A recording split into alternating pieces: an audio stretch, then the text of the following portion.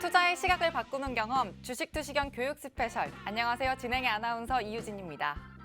갑작스럽게 찾아온 한파에 오늘 오들오들 떨면서 출퇴근하신 분들 많으셨을 것 같은데요. 다행히 우리 시장에는 한파가 좀 이르게 찾아온 탓에 이 찬바람에 조금은 더 빠르게 적응하는 모습 보여주는 것 같습니다. 그렇지만 여전히 종목별로 변동성이 큰 건 마찬가지죠.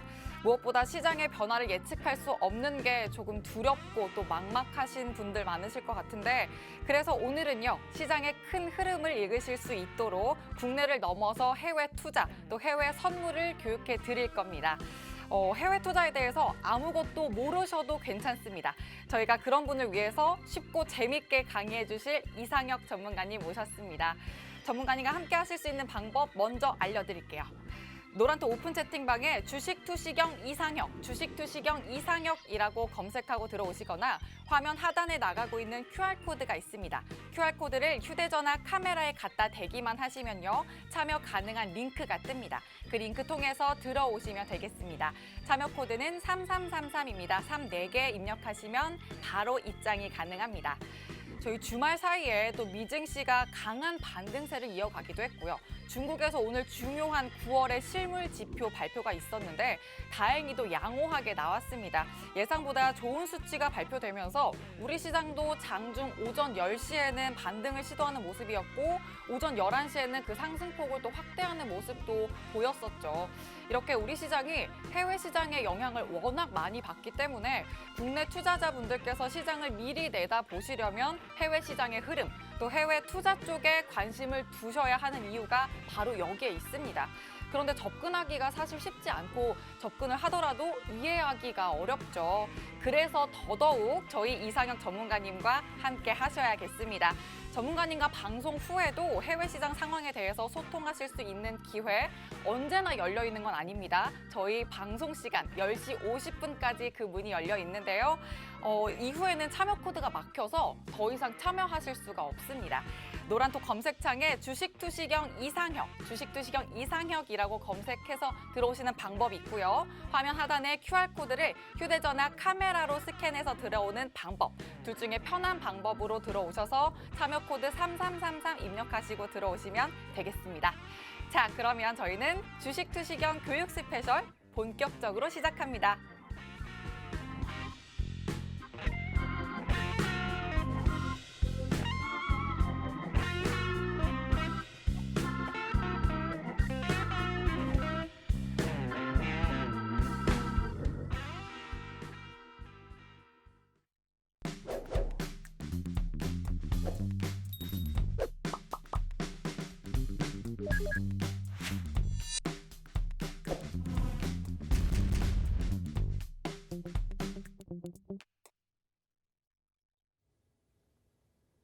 안녕하십니까. 주식투시경 해외투자 전문가 이상혁입니다. 여러분들 해외 선물에 대해서 오늘은 경제지표와 관련해서 제가 좀 더 디테일하게 설명을 드릴 텐데 여러분들 지난 시간에 제가 뭐라고 말씀드렸죠? 예, 맞습니다. 해외 선물, 우리 주식도 거래를 하실 때 펀더멘탈을 분석을 하죠. 예를 들어서 뭐 재무 비율이라든지 실적 전망이라든지 그리고 뭐 유동성 비율, 안정 비율 뭐 여러 가지 펀더멘탈적인 요소를 분석을 한 다음에 1억 종목 중에서 유망한 것들을 얼마나 더 싸게 살 수 있을까, 유리한 가격에 살 수 있을까 할 때 뭘 한다고 했죠? 예, 기술적 분석이 들어간다고 했습니다. 그러면 우리 주가지수 선물, 그러니까 해외 선물에서 주가지수에 관련된 펀더멘탈은 뭡니까? 경제입니다. 경제를 잘 나타내는 건 뭐라고요? 예, GDP. GDP의 구성요소 제가 뭐라 했습니까? 소비, 투자, 정부 구입, 순수출 네 가지 중에서 중요한 거 뭐다? 소비 그리고 투자 두 가지 지표에 대해서는 우리가 핵심적으로 알아보자고 했죠. 자, 그러면 오늘은 이러한 지표들을 어떻게 해석하고 그러한 지표들이 발표됐을 때 우리가 선물에서 어떤 포지션을 잡는 게 유리한 것들인지 제가 디테일하게 하나씩 설명을 드릴 수 있도록 하겠습니다. 자, 이거 제가 지난 시간에 그 해외 주식 설명하면서도 잠깐 설명을 드렸던 지표인데 이 ISM 제조업 지수라는 건요, 쉽게 말해서 제조업이 얼마나 활성화되어 있는가를 나타내는 하나의 점수 체계, 즉 지표입니다. 근데 요 ISM 제조업 지수는 뭐 정의는 이래요. 공급자 관리협회 Institute of Supply Management, 이거 첫 글자 따서 ISM 제조업 지수라고 우리가 설명을 하죠. 발표를 하죠. 제조업 동향 지수인데 이거는 하나의 이렇게 가중 평균한 이 안에 세부적으로는 뭐 주문, 생산, 고용, 재고, 그리고 뭐 운송 등등에 대한 여러 가지 하부적인 지표들이 많이 있어요. 그 하부적인 지표들에서 어떤 점수 체계에 의해서 통합해서 표현하는 게 ISM 제조업 지수인데, 지난번에 여러분들 이거는 지금 제가 이제 선물은 어떻게 대응하는지 설명을 드릴 텐데 요거는 하나 짚고 넘어가자고요. 지난번에 제가 종목을 해외 주식이에요. CSX, United Partial Service, 그리고 유니온 퍼시픽 세 종목 기억나시죠? 기억나실 거예요. 방송 두 번째 보시는 분들은 기억나실 겁니다. 이 세 종목이 운송과 관련한 업종 이제 종목들이에요. 운송과 관련한 종목들. 이 세 종목에 대한 추천의 힌트는 어디서 얻었다고요? 예. ISM 제조업 지수 중에서 운송과 관련한 지표가 급반등이 나왔다. 그래서 이 종목을 집중 공략, 그리고 공략 뭐 이런 식으로 제가 설명을 드렸었죠. 굳이 제가 방송에서 이 종목들이 몇 프로 날라갔다고 설명을 안 드릴게요. 차트를 보세요. 그러면 이러한 지표들을 왜 봐야 되는지 여러분들이 바로 아실 수 있으실 겁니다. 그렇죠? 근데 요거는 이제 주식과 관련해서 어떤 이제 시그널, 신호, 이제 단서, 힌트를 얻기 위해서는 마찬가지로 이러한 지표들을 분석하는 것도 중요하지만 선물은 조금 다릅니다, 여러분들. 선물은 주식과는 조금 달라요. 조금 다른데, 자, 이제 요거는 전부 이제 하부 지표들이 이렇게 가중평균한 점수화해서 체계화했다고 했죠. 그래서 50을 기준으로 위로가 있으면 제조업이 그나마 좀 활황이다. 50 미치면 제조업이 약간 불황이다. 이제 좀 저조하다. 이렇게 해석을 하는 건데, 사실 선물은요, 이런 절대 기준치보다 매번 이러한 지표들에서 애널리스트들의 예측치가 있습니다. 즉 이걸 우리는 마켓 컨센서스라고 하죠. 뭐 마켓 여러 가지 이제 뭐 시장에 나와 있는 의견들을 종합한 점수치가 있는데, 이 예상치에 대비해서 예상치가 좋게 나왔어요, 여러분. 예상치들을 좋게 예측을 하고 있어요. 근데 실제 발표를 해보니까 예상치보다 조금 덜 나왔네. 그러면 이거는 단기적으로는 하방으로 나올 가능성이 크다는 겁니다. 물론 추세의 전환과는 조금 달라요. 왜냐하면 여러분들 주식은 추세로 베팅하는 게임 뭐 좀 그렇지만 추세로 베팅하는 전략입니다. 그렇죠? 근데 선물은 뭐예요? 변동성에 베팅하는 거예요. 그래서 해석의 방향이 조금씩 차이가 난다. 그죠? 근데 ISM 제조업 지수뿐만이 아니라 뭐 시카고 제조업 지수, 엠파이어 스테이트 제조업 지수, 여러 가지 제조업 지수가 있는데 결국은 제조업이 얼마나 활성화되어 있느냐를 표현하는 겁니다. 표현하는 건데, 이게 실제로 전월 대비해서 좋더라도 예측치보다 떨어지면 시장은 단기적으로는 밑으로 변동성을 키울 수 있다는 것이죠. 바로 그렇게 해석을 하셔야 돼요. 물론 주식과는 조금 다릅니다. 주식은 장기적인 트렌드나 추세를 보고 뭔가 급반등이 나왔을 때는 그쪽 업종에 뭔가 힌트가 있다, 이렇게 판단할 수 있는 거지만 선물은 그거와는 조금 달라요. 자, 그리고 그 다음에 우리가 또 오늘 이거 발표했습니다, 여러분들. 산업생산 발표했어요. 그리고 산업생산 발표가 좋게 나오는지, 뭐보다 애널리스트 예측치보다 좋게 나오는지 적게 나오는지를 유심히 살펴보시고, 좋게 나왔을 때 시장이 어떻게 움직였고 나쁘게 나왔을 때 시장이 어떻게 움직이는지를 한번 체크를 해보세요. 그럼 물론 시장이 항상 늘 공식대로 움직이지는 않아요. 움직이지는 않지만 확률상 이게 예측치보다 좋게 나왔을 때는 시장은 어느 정도 긍정적인 흐름을 보일 것이다. 라고 우리가 대략적으로 예측할 수 있다. 그죠? 그렇게 되는 겁니다. 그리고 이제 뭐 이거의 정의를 보면 뭐 철강, 기계, 섬유, 뭐 다양한 생산 활동의 수준을 평가하는 지표, 이건 그냥 이름만 봐도 대충 유추할 수 있죠, 정의는. 그래서 나중에 이런 것들은 제가 자료 정리해서 드리면 참고만 하시는 거고, ISM 제조업 지수와도 비슷한 영향력, 그리고 GDP에서는 생산 부분 동향을 파악합니다. 생산이 어디 있다고, 소비 이꼴 생산이라고 제가 말씀을 드렸었잖아요. 그래서 생산 부분 동향을 파악을 하는 지표다. 그래서 산업 생산도 좋게 나오면 좋게 나올수록 시장은 상방으로 더 무게가 실린다. 이런 식으로 해석이 가능하겠다. 그죠? 예. 그렇게 하고, 그다음에 요거는 조금 달라요, 여러분들. 소매 판매인데, 소매 판매가 뭡니까? 식음료, 주유소 뭐 등 여러 가지 소매 업체들의 주요 소매점의 매출을 반영한 거예요. 매출을 반영한 건데, 이게 생각해 보세요. 소매 판매점의 매출이 증가했어요. 증가하면 어떻게 된 겁니까? 경기가 살아나서 소비가 살아나네 라고 생각해서 시장을 좋게 바라볼 수도 있습니다. 그러나 예를 들어서 지난달에 과자 100봉지를 팔아서 100불을 벌었어요. 그리고 이번 달에 똑같이 과자 100봉지를 팔아서 200불을 벌었어요. 이건 뭡니까? 이거는 인플레죠. 물가 상승이라는 거예요. 그래서 얘가 좋게 나왔다고 해서 다른 거를 참고하지 않고 그대로 시장 상승에 베팅이 들어갔다? 이거는 승률을 그렇게 드라마틱하게 기대할 수가 없다는 거예요. 마찬가지로 도매 재고도 비슷한 이유에서 나오는데, 왜 그런가 하면 이 소매 판매 같은 경우에는 경기 상태는 당연히 반영되죠. 제가 아까 뭐 100개 팔아서 100불, 100개 팔아서 200불이라는 아주 극단적인 예시를 말씀드린 거지만, 대부분 이제 소비가 이제 100개보다 더 많이 팔았기 때문에 매출이 증가하는 케이스가 더 많죠. 더 많지만 이거는 이제 계절성도 가지고 있어요.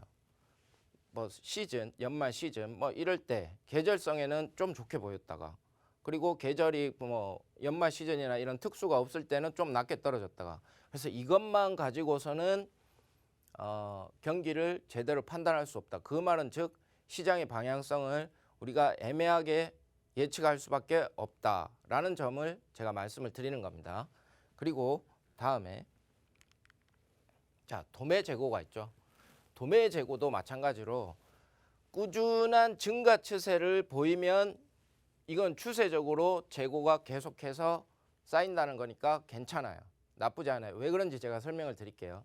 자, 도매 재고는 소비 경기를 판단하기 위한 잣대인데, 기업이 계속 생산을 하잖아요. 생산을 해서 재고 물량을 계속 쌓아 놓잖아요. 쌓아 놓는데 소비자들이 소비를 엄청 많이 해서 도매 재고가 줄어들 수도 있어요.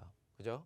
줄어들 수도 있어요. 그러면 이거는 이제 소비가 활발해서 재고가 축소된다라고 판단을 할 수 있겠죠. 근데 아무리 찍어내는데 소비가 안 돼요. 계속 소비가 안 되는 거예요. 소비가 안 되다 보니까 이게 어떻게 된다? 기업들이 이거 자꾸 해봐야, 왜냐하면 이게 상품의 특성에 따라 보관 기간이 짧은 게 있어요. 그럼 폐기해야 되거든요. 그럼 어떻게 되겠습니까? 재고 물량을 계속해서 줄여 나가겠죠. 그래서 도매 재고가 줄어드는 거. 이런 상황일 때 소비가 활발해서 재고가 줄어들면 이건 경기가 살아난다는 거고, 그게 아니라 실컷 생산해 놨더니만 소비가 안 돼서 이제 생산량을 감소하고 있다는 거는 뭐죠? 경기가 안 좋아진다고 판단을 하는 거죠. 그럼 이것도 마찬가지로 여러 가지 뭐 이제 다른 경제 지표들과 같이 분석을 해야 되겠죠. 그래서 요게 차지하는 영향력도 크고 아까 소매 판매도 차지하는 영향력이 큽니다. 근데 그것만 가지고 방향성을 섣불리 예측할 수 없다. 이거는 중요한 거니까 꼭 기억을 해 두셔야 돼요. 자, 그리고 이제 또 볼 게 이제 주택 관련 지표입니다. 주택 관련 지표 뭐 케이스 실로 주택 가격 지수, 뭐 담보 대출, 신규 주택, 주택 착공 뭐 여러 가지가 있는데, 이 다 그냥 통합해서 주택 관련 지표라고 제가 묶었어요. 근데 이거는 뭐냐면 사실은 이거는 이제 어떻게 보면 인플레와도 조금 더 가깝다고 볼 수 있죠. 그리고 소비라고 보기에는 좀 애매한 구간이 있는데, 이게 왜 그런가 하면 여러분들 잘 보세요. 대부분 다 근로소득, 사업소득, 뭐 부동산 임대소득, 소득이 있지만 아주 드라마틱한 몇 가지 특수한 경우를 제외한다면 자기의 소득은 거의 일정해요. 특히 근로소득, 월급쟁이들, 봉급받는 사람들의 입장에서는 소득이 이제 장기간에 걸치면 몰라도 당분간 기대할 수 있는 소득은 뭐죠? 일정하다, 그죠? 월급이 뭐 이번 달에 뭐 500 받았다가 다음 달에 뭐 1000만 원 이런 식으로 급격히 변동하지는 않잖아요. 그래서 그런 나의 소득은 일정한데 그러면 이 사람이 소비 패턴도 일정하게 나오겠죠. 소득이 일정하니까 소비 패턴도 일정하게 나오는데 이러한 집 가격, 자산 가격이 증가함에 따라서 내 원래 버는 것보다 소비의 패턴이 더 증가하더라는 거죠. 이걸 우린 전문적인 용어로 뭐라고 한다고요? 그렇죠. 여기 적어놨죠. 자산효과, 부의효과. 자산효과, 부의효과. 이걸 전문적인 용어로 하는데 내 자산이 늘어남으로 해서 내 소득이 지금 앞으로 얼마 있거나 앞으로 더 벌 것 같다라고 생각해서 이게 너무 급락하거나 계속 하향 추세를 그리면 이것도 경기가 나빠진다는 신호로 판단할 수 있다는 거죠. 그럼 뭐겠습니까? 숏, 그렇죠. 하방으로 바라볼 수 있겠죠. 근데 꾸준히 이렇게 증가를 하다 보면 이거는 상방으로 또 바라볼 수 있다는 겁니다. 자, 그래서 요거를 제가 이런 주택 관련 지표 그리고 여러 가지 이제 GDP와 관련해서 꼭 봐야 되는 소비 및 생산에 관련된 지표를 제가 설명을 드렸었는데 여러분들 잘 보세요. 제가 CXX나 여러 가지 뭐 이렇게 주식도 같이 선물하면서 추천을 드리죠. 근데 단톡방에 제가 이거 방송을 일주일에 한 번 하는데 단톡방에 여러분들이 안 들어오시면 드릴 수가 없어. 일주일에 한 번으로 제가 드릴 수 있는 정보의 양에는 한계가 있다, 그죠? 그러면 어떻게 하셔야 되겠습니까? 들어오셔야 되겠죠. 자, 들어오시는 방법 우리 이유진 아나운서님과 한번 체크해 보도록 하겠습니다. 네, 전문가님께서 시장의 큰 흐름을 볼 수 있는 경제 지표와 관련한 교육 해주셨는데요. 이렇게 시장의 흐름을 읽고 또 실전 투자에 바로 반영을 할 수 있는 저희 이상혁 전문가님의 교육, 방송에서만 끝이 아니라요. 방송이 끝난 후에 노란톡 오픈 채팅방에서도 이어지고 있습니다. 이미 오픈 채팅방에 들어와 계신 분들은 다 알고 계시지만 저희 전문가님께서 노란톡방 안에서 시시때때로 나오는 이 질문들을 실시간으로 세세하고 또 친절하게 직접 다 일일이 답변을 해주고 계시고요. 또 해외 주식, 해외 선물, 매매 타이밍 기준까지도 다 잡아주고 계십니다. 실제로 큰 수익은 덤으로 가져가고 계시고요. 자, 그 교육에 따른 또 교육 자료까지도 또 배포해주고 계시니까요. 바로 노란톡 오픈 채팅방 들어오시기 바랍니다. 참여 방법 알려드릴게요. 노란톡 오픈 채팅방 검색창에 주식투시경 이상혁, 주식투시경 이상혁이라고 검색하고 들어오시거나 화면 하단에 지금 QR코드가 나가고 있습니다. QR코드를 휴대전화 카메라에 갖다 댄 후에 입장 링크 통해서 들어오시면 되고요. 참여 코드는 3333입니다. 3333 34개 입력하시면 바로 입장이 가능합니다. 여러분께 세세하고 또 치밀한 투자 멘토가 없으시다면 오늘 바로 지금이 바로 기회입니다. 저희와 함께 실시간 소통도 하시고요. 현명한 투자 전략 세우시길 바랍니다. 그러면 열정 멘토 이상혁 전문가님 다시 한번 만나보죠. 네, 이어서 또 진행을 하도록 하겠습니다. 자, 여러분들 이번에 살펴볼 거는 조금 요즘 뭐 난리죠. 뭐 테이퍼링 아니면 인플레, 스태그플레이션까지 얘기도 나오고 있죠. 그래서 중요한 건 뭡니까? 그 물가지수, 생산자 물가지수 요거에 대해서 제가 설명을 한번 드릴 텐데, 자, 이건 뭐 정의는 이렇습니다. Products Price Index, PPI죠. 앞에 글자 따서 생산자 물가지수, 판매되는 물가 변동을 알 수 있는 제조업자가 판매한 가격 변동을 측정하는 지표예요. 이건 무슨 뜻인가 하면 여러분, 제조업자가 비싸게 팔면 누가 그걸 사죠? 소비자가 비싸게 산다는 거예요. 그래서 소비자 물가지수는 뭡니까? CPI. 뒷장에서 설명을 드릴 거지만 CPI의 선행지표 쪽 역할을 한다는 거예요. 물가지표 중에서. 그렇죠? 그리고 PPI가 상승하면 소비자 물가 당연히 상승하겠죠. 제조업자가 비싸게 팔았으니까. 금리 인상, 소비 위축. 얘는 이제 PPI 지수는 계속해서 뭐 이렇게 상승 추세를 보인다? 이건 뭐 어떤 신호로 받아들일 수 있겠습니까? 숏. 더 안 좋아질 가능성이 크다, 변동성이 확대될 가능성이 크다라고 바로 해석이 되겠죠. 그러면 CPI는 여기 있죠. 컨슈머 프라이스 인덱스. 이거는 PPI가 CPI의 선행 지표적 역할을 합니다. 왜냐하면 제조업자가 판 걸 소비자가 산 거니까. 그렇죠? 요렇게 물가 지수를 확인을 하시고 요 두 가지가 가장 이제 영향력이 커요. 시장에서 한번 발표가 되면 변동성도 꽤 크게 나오고 영향력도 크게 나오는 겁니다. 물론 이런 물가 지수 중에서는 나중에 계속 이어서 설명드리겠지만 이런 가격 변동에 민감한 원유, 뭐 원자재 이런 것들을 제외하고 분석하는 것도 있는데 지금 기본적으로는 요 두 가지 지표가 시장에 주는 영향력이 꽤 크다라는 점 꼭 기억해 주시고요. 그리고 수입 수출 물가 지수입니다. 이게 재밌어요, 여러분들. 수입 물가 지수요. 수입 물가 지수가 오르죠. 그러면 PPI 생산자 물가 지수는 당연히 오르겠죠. 당연히 오를 수밖에 없죠. 왜냐하면 원자재 가격이 올랐으니까. 생산자 물가 지수는 자기가 마진이 이제 제조 마진이 떨어지니까 제품 가격 올려서 팔겠죠. 그러면 CPI는 당연히 오르겠죠. 그러니까 이런 식으로 각 경제 지표들 간에 인과관계를 다 가지고 움직인다는 거예요. 그래서 우리가 볼 때 수입 물가 지수를 좀 더 중점적으로 보자는 거죠. 네, 무슨 뜻인지 알겠죠? 여기 제가 적어놨네요. 아까 저기 있는 수입 원자재 가격, 물가 인상, 소비자, 금리 인상 압박, 소비 위축. 그래서 모든 물가는 이 낮게 나오는 게 좋긴 좋아요.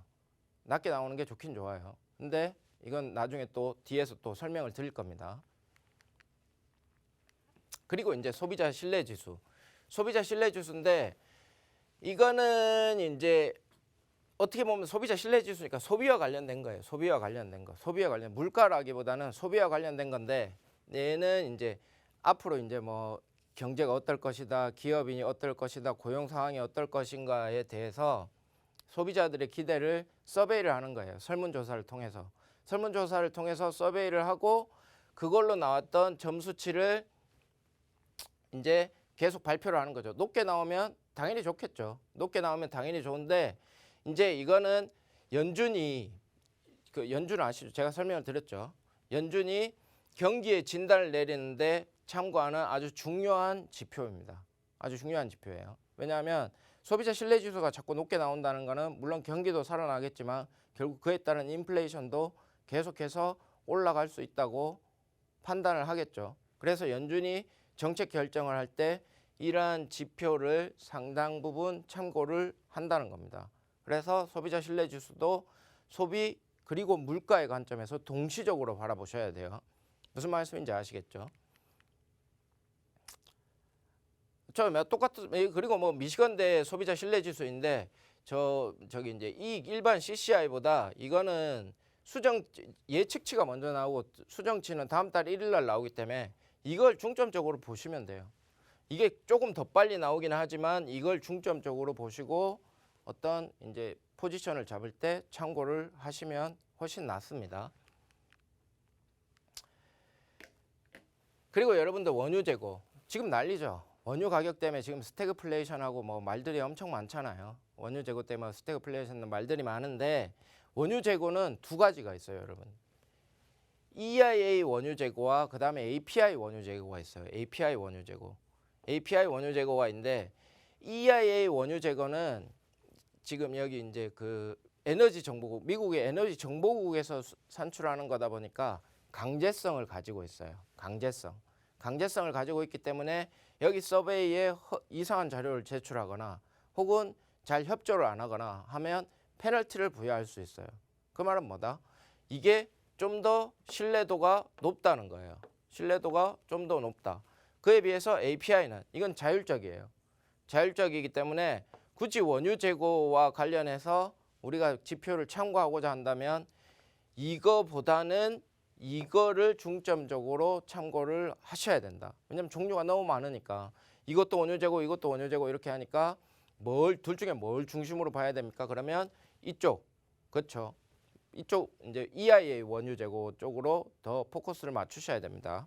근데 이 원유라는 거는 여러분들 원유라는 거는 경제 상황과 커플링 할 때도 있고 디커플링 할 때도 있어요. 그래서 원유 재고 물론 크루드 오일만 만약에 거래를 하신다면 이게 가장 직접적인 연관관계가 있겠죠. 연관관계가 있겠지만 크루드 오일이 아닌 경제, 원유 재고가 뭐 어떻게 움직이는 거에 따라서 지금 경제 상황은 어떻게 움직일 건가 해서 복합적인 해석을 하시려면 이건 좀 복잡해요.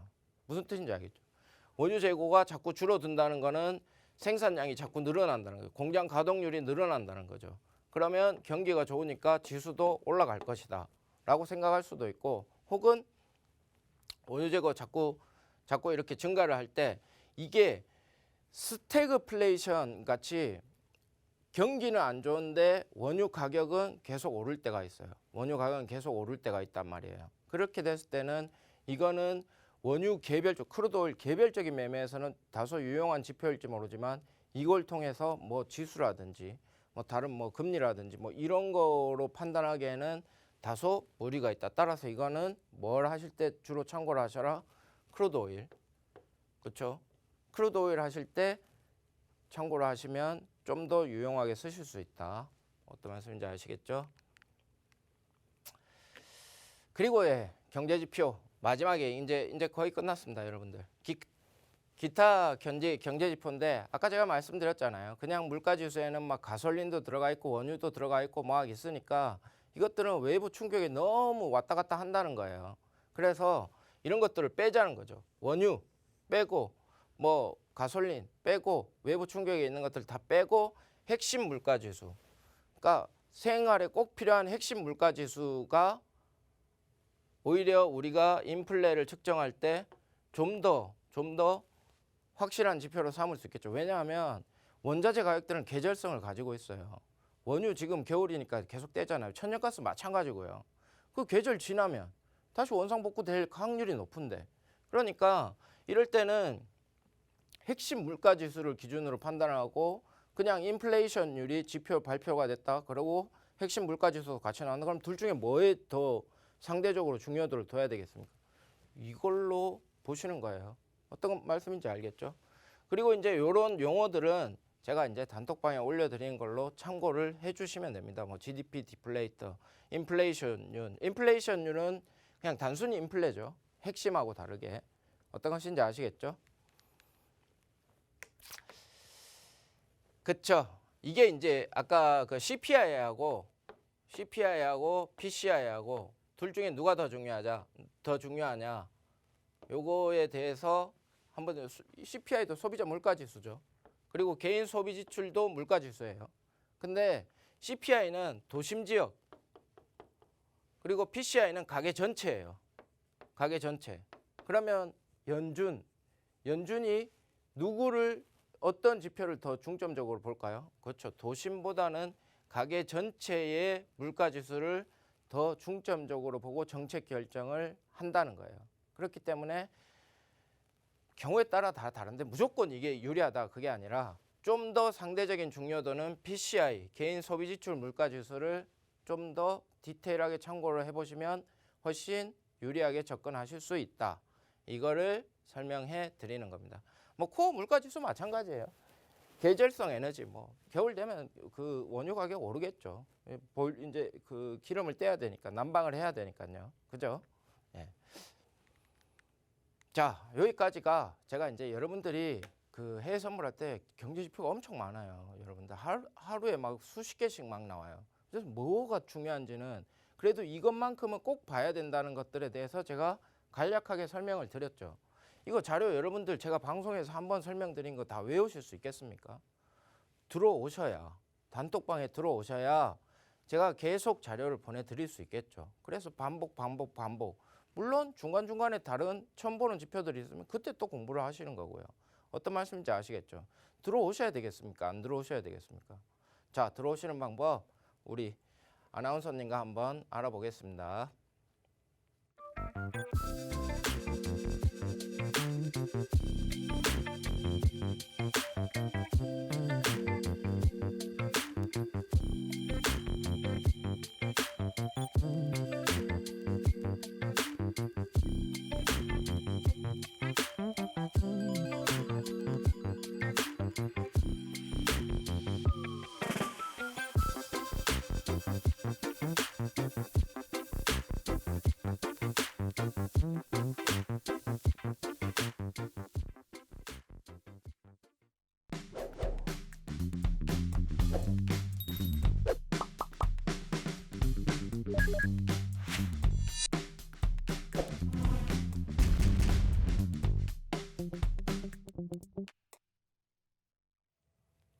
지금 밤 10시 30분을 지나고 있는데요. 아마 잠자리에 들려고 준비하시는 분들 많으시겠지만 해외 시장 거래는 지금부터 시작입니다.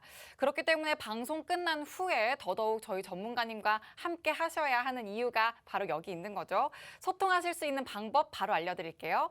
노란톡 오픈 채팅방에 주식투시경 이상혁, 주식투시경 이상혁이라고 검색하시거나 화면 하단에 나가고 있는 QR코드를 휴대전화 카메라에 갖다 대기만 하시면 링크가 뜹니다. 광고 링크 아니니까 거절하지 마시고요. 그 링크 통해서 바로 들어오시면 되겠습니다. 참여 코드는 3333입니다. 참여 코드 3333, 34개 입력하시면 바로 입장이 가능합니다.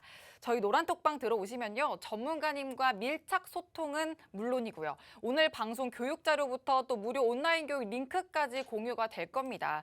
일단 방송 시간이 50분이기 때문에 너무 짧잖아요. 전문가님께서 방송 시간 동안 다 해드리지 못한 교육, 본격적으로 해외 시장과 국내 시장 분석 교육을 노란톡방에서 다 해드릴 거니까요. 방송 중에만 입장 가능한 저희 노란톡방 얼른 들어오시길 바랍니다. 자, 그러면 저는 이어서 지금 전문가님께 시청자분들이 좀 많이 궁금해하실 질문을 몇 가지 드리려고 하는데요. 지금까지 저희 경제지표 외에 경제지표 관련해서 좀 교육을 많이 해주셨는데 네네. 경제지표가 발표될 때 대응 타이밍에 대해서 좀 저는 궁금해요. 만약에 발표가 되면은 네. 바로바로 매매를 하나요? 아니면 시간을 좀 두고 매매를 하나요? 바로바로 매매는 하실 수가 없을 겁니다. 바로 할 수가 없나요? 네, 어렵습니다. 굉장히 어려운 그 이유를 제가 설명을 드리면 네. 경제 지표 중에서는 실시간에 준하는 자료를 주는 지표가 있고요. 네. 그리고 어떤 데이터 규약에 따라서 실시간이 아닌 지연으로 발표를 주는 경우도 있습니다. 그렇기 실시간과 때문에 지연. 그렇죠. 아, 네. 물론 실시간의 경우에는 이게 중요도가 있는 것 같으면 어떻게 바로 액션을 취할 수 있겠지만 네. 지연 시세 같은 경우에는 우리는 이미 발표가 나고 한참 뒤에 알 수 있다는 거죠. 그래서 경제 지표를 분석하는 이유는 시장의 장기적인 트렌드를 파악하고자 하는 겁니다. 예를 들어서 제가 설명을 드릴게요. 네. S&P 500이 계속해서 신고가를 갱신하고 있는데 네. 어디서 숏을 잡아야 될까요? 숏이라는 건 하락 베팅이죠. 하락 베팅이죠. 네. 그리고 S&P 500이 계속 하락을 하고 있는데 어디서 롱 포지션을 잡아야 될까요? 상승 베팅. 그렇죠. 이 경제 지표는 지금 시장이 장기적인 추세로서 어느 방향으로 가고 있느냐에 대해서 먼저 힌트를 얻는 거에 그 목적이 있습니다. 그 목적은 장기적인 추세를 파악하는 거니까 네. 이게 10분 지연이든 뭐 30분 지연이든 그보다 더 늦은 시간이든 네. 추세 파악에는 크게 문제가 없어요. 네. 왜냐하면 우리의 전략은 뭐냐? 승률을 높이는 전략이거든요. 네. 그러니까 추세가 상승이라고 판단이 됐을 때는 이제 숏이라는 게 하락 베팅에 대해서 굳이 우리가 계속해서 들어갈 필요가 없다는 거죠. 가급적이면 상승 베팅으로 접근하는 게 승률을 더 높일 수 있다는 겁니다. 그래서 아주 뭐 그거를 막 아주 실시간에 하시는 것도 네. 물론 뭐 잘 될 수 있겠지만 어려워요. 굉장히 어렵습니다. 그래서 이것들은 큰 추세 그리고 시장 전망 이런 네. 거를 분석하기 위해서 보신다고 생각하시면 될 것 같습니다. 그러니까 큰 흐름을 읽고 추세를 그쵸. 파악하기 위한 지표다. 그렇죠. 그러니까 바로 네. 매매하기보다는 좀 네. 읽은 후에 네네. 그렇게 매매를 하는 것이 좀 더 좋다. 이렇게. 그렇습니다. 네. 네네. 네. 네, 알겠습니다. 네, 그러면 두 번째 질문 드릴게요. 네. 넷플릭스가 나스닥 네네. 상장 기업이잖아요. 네네. 이번에는 제가 해외 주식 관련한 질문을 드리고 싶은데 네네. 이 넷플릭스의 오징어 게임 인기가 또 사그라들지 않고 있어요. 네네. 그런데 지난주에는 또 다른 새로운 드라마 마이네임이 또 공개가 됐는데 네네. 오징어 게임만큼의 파급 효과가 있을지는 또 지켜봐야 알겠지만 네네. 오늘 우리 시장에서 미디어 콘텐츠 관련주가 또 강세를 띠기도 했고 네. 그렇습니다. 넷플릭스가 내일은 실적 발표도 앞두고 있어요. 네네. 그래서 저는 넷플릭스의 국내 관련주는 또 네네. 어떻게 전망하시는지 좀 네. 들어보고 싶습니다. 제가 이렇게 여러분들이 많은 기대를 하는 종목들에 대해서 네. 아주 부정적인 그런 것들은 말씀드리기가 조금 곤란하지만 네. 자 아주 곤란합니다. 네. 곤란한데 네. 근데 제가 제가 최대한 중립적인 입장에서 설명을 드리면 네. 자 어떠한 이슈가 나왔을 때 네. 이게 새로운 패러다임으로 가느냐 아니냐에 대해서는 우리는 시간을 가지고 지켜봐야 된다는 거예요. 네. 무슨 말씀인지 아시겠죠? 네. 넷플릭스 어떻게 보면 이거는 코로나의 호재 특수에 어느 정도 네. 받은 거죠. 근데 사실 좀 CGV 도 쇠퇴기를 그렇죠. 걷긴 그렇죠. 했죠. 뭐 극장도 있고 다 있는데 네. 개인 비대면 이렇게 해서 미디어를 이렇게 보는 걸 그렇게 하다 보니까 넷플릭스가 좀 더 이제 계속 인기를 끌었었고 네. 그에 대해서 뭐 이제 뭐 오징어 게임 네. 그리고 뭐 마이네임 이런 것들이 이제 계속 순위권에 들어가다 보니 네. 주가들이 춤을 추고 있죠. 네. 변동성이 엄청 크게 나오고 있죠. 네. 근데 이거를 제가 예를 들어서 하나 설명을 드리겠습니다. 빅히트 기억나십니까? 네. 예, 지금은 지금 뭐 하이브로 네. 바뀌었죠. 네. 빅히트. 네. 그게 상장 초일 날 39,000원, 39만 원, 네. 뭐 엄청 올랐었죠. 그렇죠. 그리고 나서 1년을 횡보하고 지금 그 근처로 갔습니다. 네. 그렇죠. 이게 이슈가 빵 터졌을 때 성급하게 매매했을 때는 똑같은 패턴이 생길 수 있다는 거예요. 강남 스타일은요. 네. 강남 스타일 때도 이런 상황이 없었을 것 같아요. 늘 있어 왔던 거예요. 그리고 또 2000년 IT 버블 때는요. 똑같이 새로운 패러다임, 뭐 새로운 이슈 같은 게 나왔을 때는 네. 그 기대 심리가 너무 강하게 반영이 된다는 거예요. 그렇기 때문에 이게 어떤 이 단기적인 이슈가 될지 새로운 패러다임으로 바뀌는 거가 될지는 시간을 두고 좀 천천히 지켜보자. 지켜보시는 게 저는 제 이제 의견이고 그리고 이제 또 이제 제가 이렇게 말해서 만약에 또 혹시라도 내일 시장이 빠지면 네. 엄청난 악플에 시달릴 수도 있기 때문에 예, 그래서 전 중립을 네. 말씀드리겠습니다. 잘 모르겠습니다. 그래서 좀 중립을 말씀드리겠습니다. 네. 네. 전문가님은 좀 지켜보는 것이 좋을 것 같다라는 입장, 새로운 패러다임의 네. 입장에서 지켜봐야 하기 때문에 네, 네. 네, 지켜보는 것이 좋을 것 같다라는 네, 의견 주셨어요. 네, 네. 네, 알겠습니다. 또 제가 드린 질문뿐만 아니라 또 더 궁금한 게 있으시다면 노란톡 검색창에 주식투시경 이상혁, 주식투시경 이상혁이라고 검색을 하시거나 또 화면 하단에 지금 QR코드가 계속 나가고 있습니다. QR코드를 카메라 스캔 후에 참여코드 3333 입력하고 들어오셔서 실시간으로 질문도 하시고 답변도 받고 또 철저한 투자 전략까지 세우시길 바랍니다. 자, 그러면 전문가님 교육 다시 이어가 보죠. 네, 설명 잘 들으셨죠, 여러분들? 자, 지금은 이제 어떤 걸 할 건가 하면 이제부터 실전 매매 바로 들어갈 겁니다, 여러분들. 이제 뭐 언제까지 이론만 설명하고 있을까요? 추세 이제 어떻게 분석하시는지 아시겠죠? 잘 모르시면 빨리 들어오세요. 빨리 들어오시고 자, 우리가 이제 실전 매매를 할 때 해외 선물의 상품의 종류가 엄청 많습니다, 여러분들. 지금 뭐 지수 선물 S&P 500, 나스닥 100, 뭐 항생, 니케이, 닥스, 케 다우 뭐 엄청 많아요. 많은데 우리는 뭘 집중적으로 공략할 건가 하면 이렇게 S&P 500, 나스닥 100 종목을 할 겁니다. 이거 왜? 거래량 기준으로 얘네 두 종목이 가장 활발해요. 그리고 S&P 500 같은 경우의 종목에는요. 여러분들 이게 보세요. 매도호가 잔량, 매수호가 잔량. 여기에 보통 장중에 200개에서 300개씩 걸립니다. 200개에서 300개. 적을 때는 300개.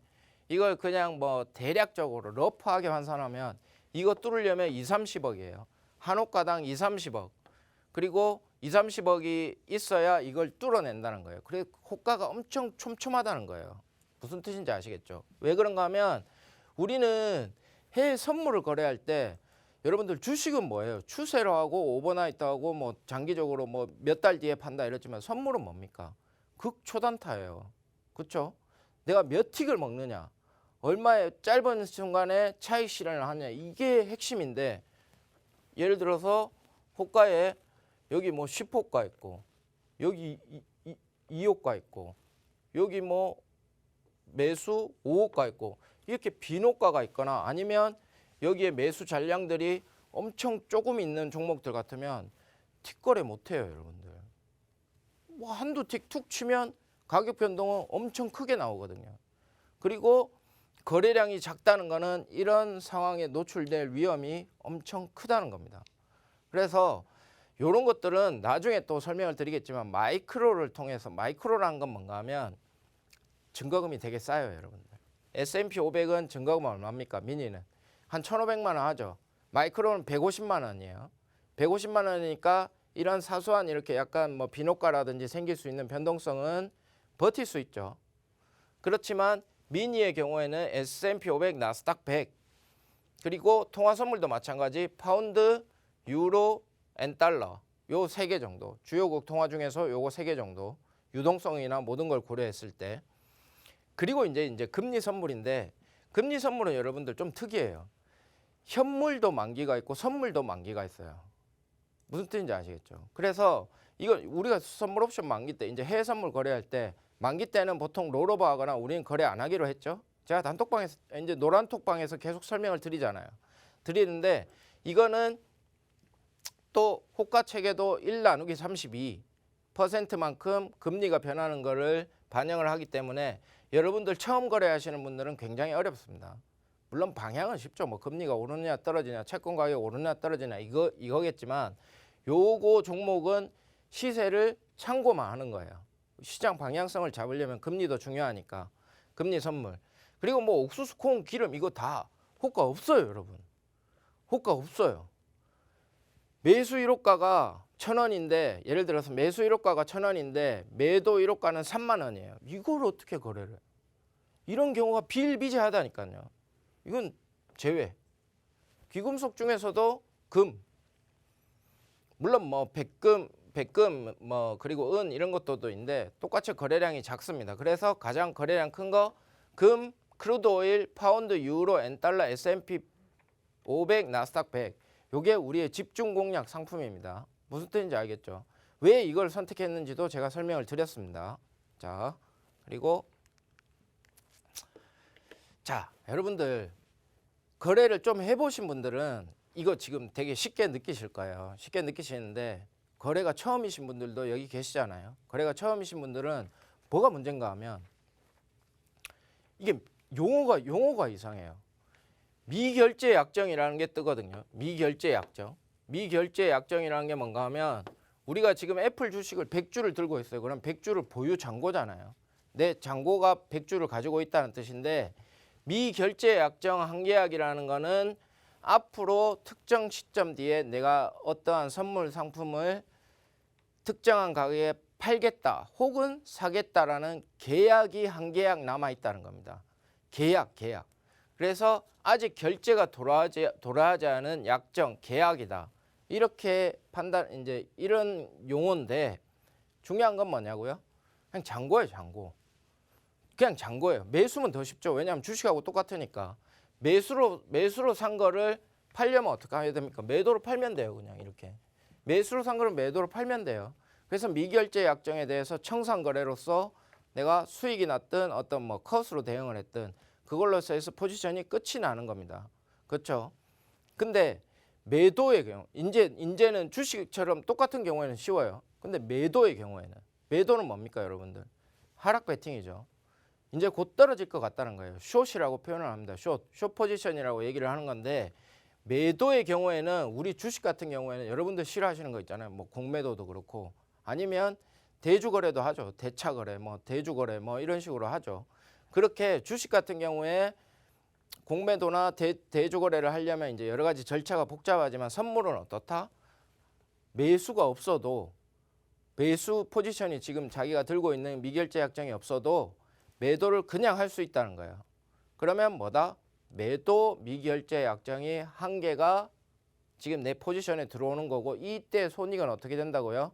이 매도 포지션에 진입한 가격 대비해서 더 빠지면 나는 수익이 난다는 거예요. 청산은 어떻게? 반대로 매수. 어떤 건지 아시겠죠? 굉장히 간단한 논리입니다. 낯설어서 그래요. 낯설어서 어렵게 느껴지시는 건데, 헷갈리시면 바로 실전 들어가시지 마시고 모의 투자로 연습 한번 해보세요. 그러면 금방 와닿습니다. 되게 쉬운 논리이기 때문에. 뭐 똑같은 거죠. 이거 아까 제가 설명드렸죠. 미결제 약정 설명드렸던 거고. 그리고 이제 중요한 건 뭐죠? 상품별 증거금이에요. 아까 제가 말씀 뭐라고 드렸습니까? S&P 500이 한 1,500만 원 한다고 했죠. 물론 이거는 환율을 고려해야 되기 때문에 이게 약간 변동이 있을 수 있습니다. 환율이 세면 더 올라갔다가 뭐 좀 더 빠졌다가 뭐 이런 식인데, 이거는 S&P 500 미니 선물을 한 계약 거래하려면 최소한 필요한 증거금이에요. 최소 필요한 증거금. 그리고 나스닥 100 같은 경우에는 뭐 이건 달러고, 원화로는 2,200만 원, 다우는 1,100만 원, 그리고 파운드, 유로, 통화들은 약 한 300만 원 돈 하죠. 300만 원 돈. 300만 원 돈 하고 골드는 1,000만 원. 자, 이거는 뭐냐면 미니를 기준으로 증거금을 산출을 한 거예요. 미니는 증거금이 이렇으니까 틱 금액이 이거는 뭐 골드 같은 경우는 10불이네요. 12,000원이죠. 한 틱에. 10틱만 먹어도 12만 원이죠. 20틱 먹으면 22만 원. 근데 투자하는 금액은 1,000만 원. 22만 원이면 아주 짧은 시간에 2%의 수익을 내고 끝내는 거예요. 극초단타 맞죠? 엄청난 초단타입니다. 짧은 순간에 2% 수익 내고 컷 하고 뭐 이제 익절, 그리고 손실이 나서 뭐 또 컷으로 대응하는 거고, 익절 이런 식으로 대응을 하는 건데, 이게 여러분들 잘 보세요. 미니 상품은 증거금이 크죠. 증거금이 크다 보니까 어떻게 대응해야 되겠습니까? 장중 실시간으로 아주 빠르게 매매를 하셔야 돼요. 우리가 틱 거래를 한다고 표현을 하죠. 틱 거래를 표현을 하는데 이거와 이러한 상품들이 똑같아요. 나스닥, 다우, 파운드, 유로, 옌, 골드 전부 똑같은 상품을 거래하는데 증거금이 10%인 것들이 있어요. 10%. 이게 뭐다? 10%는 뭐다? 이건 마이크로입니다. 마이크로는 어떤 상황에서 쓰냐? 예를 들어서 S&P 500이 1,500인데 증거금이 1,500인데 마이크로는 얼마만 있으면 되겠습니까? 150만 있으면 되겠죠. 150만 있으면 마이크로 한 계약을 운용할 수가 있겠죠. 운용할 수가 있는데 마이크로는 이런 식으로 짧게 대응을 해버리면 배보다 배꼽이 더 커요. 무슨 뜻인지 알겠죠? 배보다 배꼽이 더 큽니다. 왜? 수수료가 엄청 많이 빠지거든요. 그래서 마이크로는 어떤 적정한 진입, 추세 매매. 선물은 뭐예요? 추세 매매 아니에요. 원래 변동성 매매예요. 변동성 매매지만 마이크로 같은 경우에는 가끔 뭐 오버나잇도 하고 내일로 포지션을 넘긴다는 거죠. 오버나잇이. 마이크로 같은 경우에는 오버나잇도 하고 뭐 경우에 따라서는 그거 이상 넘기기도 하고, 그래서 어느 정도 증거금 마진을 가지고 추세적으로 매매를 할 수 있다는 상품인 거예요. 그래서 여러분들 이 거래를 하실 때 틱은 아주 빠른 호흡, 그러니까 미니는 아주 빠른 호흡으로 즉각 대응을 하셔야 되는 거고, 마이크로는 그나마 조금 느리게 대응을 하셔야 되는 거고, 선택은 어떻게 하셔야 되겠습니까? 여러분들이 가장 투자 성향에 적합하고 잘할 수 있는 종목들로 따로 선택을 하셔야 되겠죠. 어떤 건지 아시겠죠? 그러면 다음 시간에는 제가 마이크로 상품의 거래 기법, 그리고 미니의 상품의 거래 기법에 대해서 좀 더 디테일하게 설명드릴 수 있도록 하겠습니다. 자, 그러면 오늘 방송은 제가 여기서 마무리를 하도록 하겠습니다. 저는 다음 시간에 다시 뵙겠습니다. 네, 저희 전문가님 열정적으로 또 오늘 교육 이렇게 준비해 주셨는데요. 오늘 저희가 준비한 방송은 여기까지지만요. 오픈 채팅방에서 전문가님과의 소통 계속해서 이어가실 수 있습니다. 지금 이 방송 마치면요. 노란톡방 들어오실 수 없다는 점 꼭 기억하셔야 됩니다. 노란톡방 검색창에 주식투시경 이상혁이라고 검색을 하시거나 화면 하단에 나가고 있는 QR코드를 카메라 스캔 후에 참여코드 3333 입력하고 얼른 들어오셔서 내일장 대비 든든하게 하시길 바랍니다. 네, 그러면 지금까지 시청해주신 여러분 진심으로 고맙습니다.